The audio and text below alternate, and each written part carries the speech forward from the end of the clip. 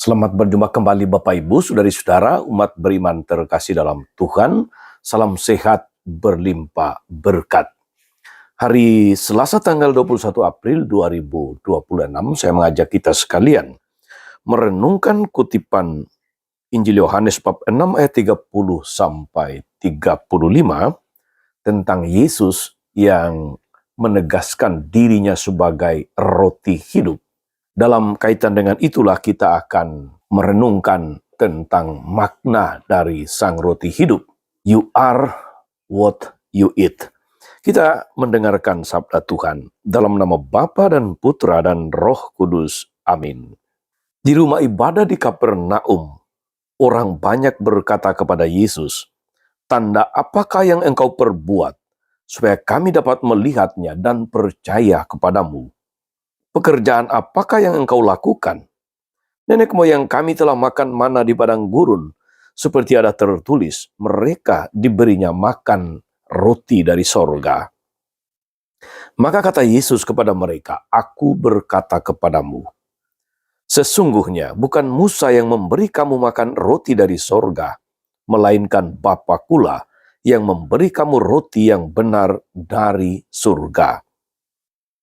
Karena roti yang dari Allah ialah roti yang telah turun dari surga dan yang memberi hidup kepada dunia." Maka kata mereka kepadanya, "Tuhan, berikanlah kami roti itu senantiasa." Kata Yesus kepada mereka, "Akulah roti hidup. Barang siapa datang kepadaku, ia tidak akan lapar lagi. Dan barang siapa percaya kepadaku, ia tidak akan haus lagi." Demikianlah sabda Tuhan. Saudari-saudara, umat beriman terkasih dalam Tuhan.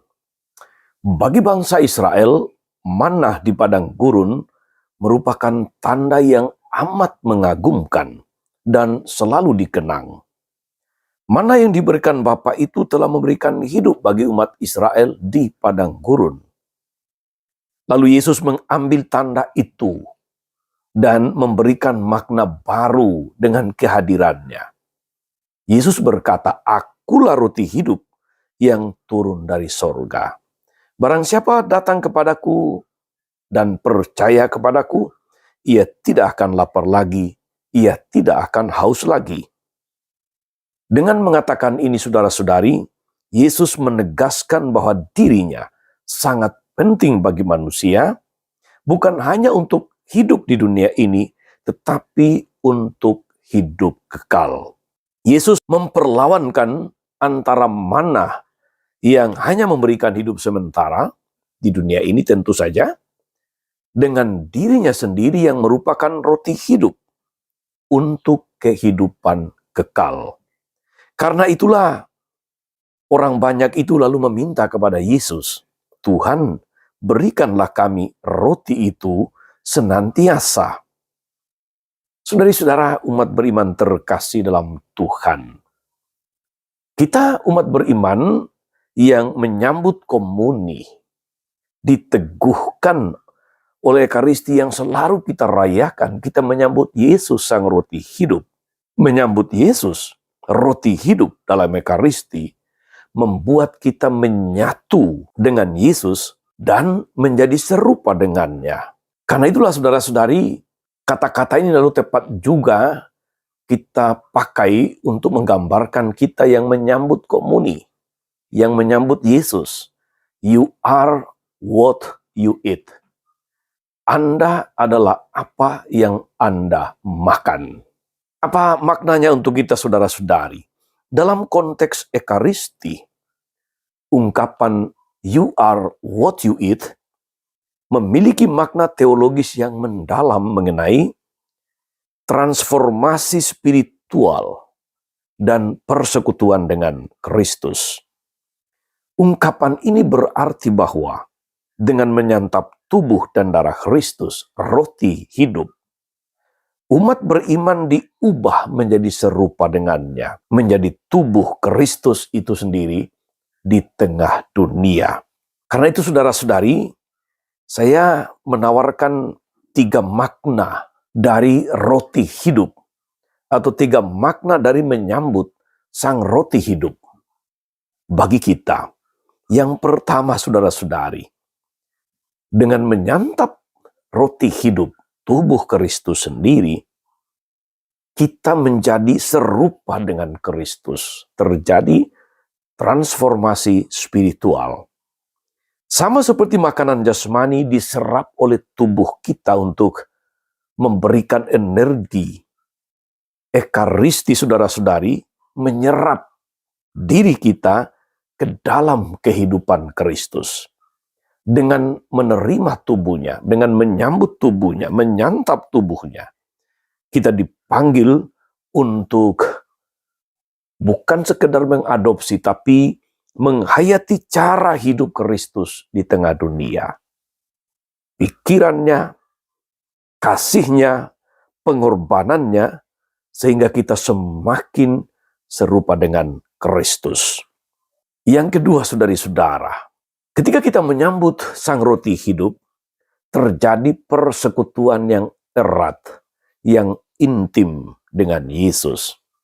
Karena itulah dalam Ekaristi, dalam misa, ada bagian komuni saat umat menyambut tubuh Kristus. Lalu umat menyantapnya, bersatu secara erat dengan Kristus. Saudari-saudara, Ekaristi adalah sakramen persatuan. Roti hidup bukan hanya simbol, melainkan kehadiran nyata Yesus. Dengan memakan roti ini, kita tinggal dalam Kristus dan Kristus tinggal dalam diri kita. Ini bukan hanya simbol sekali lagi, tapi sarana yang nyata di mana hidup ilahi Kristus mengalir ke dalam diri kita. Dan persekutuan ini memberi kekuatan rohani untuk menjalani hidup kita di dunia menuju atau sampai kepada hidup yang kekal. Yang ketiga, saudari-saudara, dengan menyambut sang roti hidup, kita diteguhkan, kita disemangati untuk menjadi roti bagi sesama. Karena kita telah makan roti hidup, kita dipanggil, kita diutus untuk menjadi pribadi yang ekaristis. Menjadi roti bagi orang lain. Artinya menjadi pribadi yang siap memberi diri, pribadi yang siap berkorban, pribadi yang siap berbelas kasih atau berbagi kasih, menjadi pribadi yang siap menjadi roti yang dipecah, menjadi roti yang dibagi, atau menjadi berkat bagi banyak orang dan dunia ini, seperti Yesus. Ketika kita mampu menghayati ini, saudara-saudari, itulah hidup yang ekaristis. Secara singkat, saudari-saudara, ekaristi bukanlah sekedar perayaan. Ekaristi di mana kita menyambut sang roti hidup juga bukan roti biasa, melainkan makanan yang menyatu sekaligus mengubah penyantapnya. Kita menjadi apa yang kita terima. Bukan berarti bahwa kita berubah menjadi Kristus, tapi seluruh hidup Kristus, seluruh cara berpikir Kristus, seluruh karakter Kristus hidup di dalam kita. Sehingga dari diri kita orang mengenal bahwa kita adalah pengikut Kristus. Kita adalah seorang Kristiani. Semoga kita, saudari-saudara, diteguhkan bahwa setiap kali kita merayakan Ekaristi, setiap kali kita menyambut roti hidup itu, kita dipersekutukan dengan Dia, menjadi serupa dengan Dia, dan siap menjadi berkat bagi banyak orang. Tuhan Yesus memberkati. Amin. Tuhan Yesus Kristus, kami bersyukur karena Engkau menjadi roti hidup bagi kami, yang memberi kami peneguhan, memberi kami kekuatan, memberi kami jaminan untuk hidup yang kekal. Mampukan kami agar dengan bersatu denganmu, kami juga semakin hidup sebagaimana Engkau kehendaki, semakin menghadirkan Engkau sendiri di tengah dunia. Terpujilah namamu Tuhan sepanjang segala masa. Amin. Saudari-saudara sekalian, berkat Allah turun atas saudari-saudara, atas mereka yang kita doakan atau kita janjikan doa. Mereka yang sakit dan menderita, segala rencana, karya dan pelayanan hari ini, Bapa, Putra, dan Roh Kudus. Amin. Tetap sehat, teruslah menjadi berkat.